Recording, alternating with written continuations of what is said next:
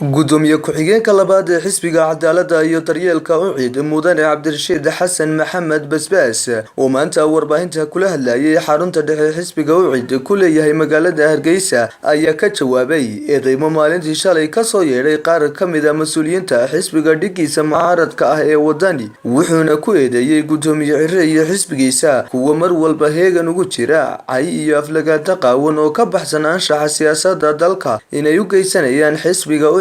sidoo kale gudoomiye basbaas ayaa xisbiga wadani ku tilmaamay mid la wareersan lana dawaaqsan doorashadii dalka ka dhacday isla markaasna kala garan la xisbiyada ucid iyo kulmiye wuxuuna gudoomiyuhu carabka ku adkeeyey inay diyaar u yihiin deelayda cayda ah ee xisbiga wadani bilaabay.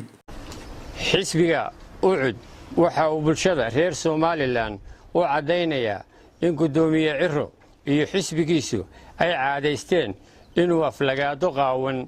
oo ka baxsan milgaha iyo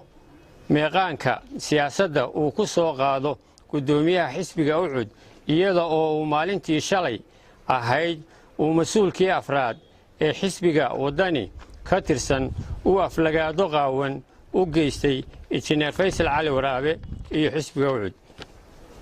iyada oo xogta aanu hayno sheegayso in ay diyaariyeen cayda Faysal Cali 10 qof inay u diyaariyeen waxaan u sheegaynaa ciro iyo xisbigiisa xisbiga ucud inuu diyaar u yahay deelayda cusub ee cayda ah ee xisbiga wadani bilaabay inaanu annaguna la qaadaa dhigno ayaanu diyaar u nahay deelaydaasanu diyaar u nahay ciro iyo xisbigiisa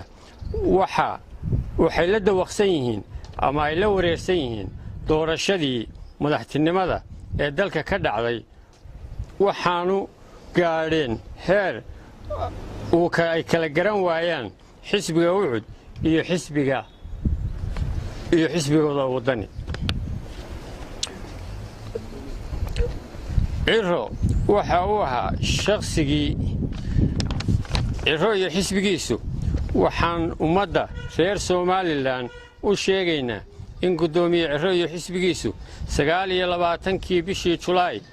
2018 uu kulan qarsoodi ah kula qaatay gurigiisa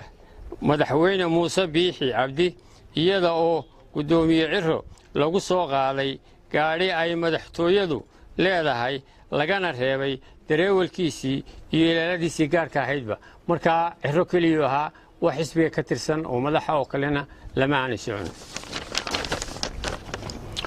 waxaa xusid mudan in markii uu bilowday kulankaasi uu gudoomiye ciro codsaday inuu kulanka dibadda uga baxo mas-uul ka tirsan xisbiga kulmiye oo madaxweynaha ku wehelinayay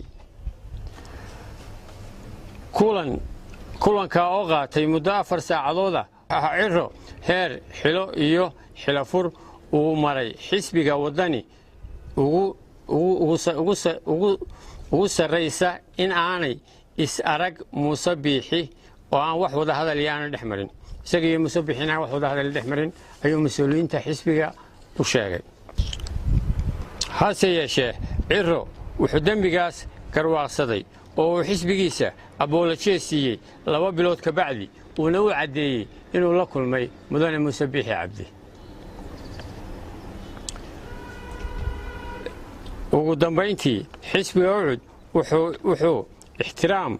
iyo qadarin u hayaa mas-uuliyiinta xisbiyada labada xisbiga kaleba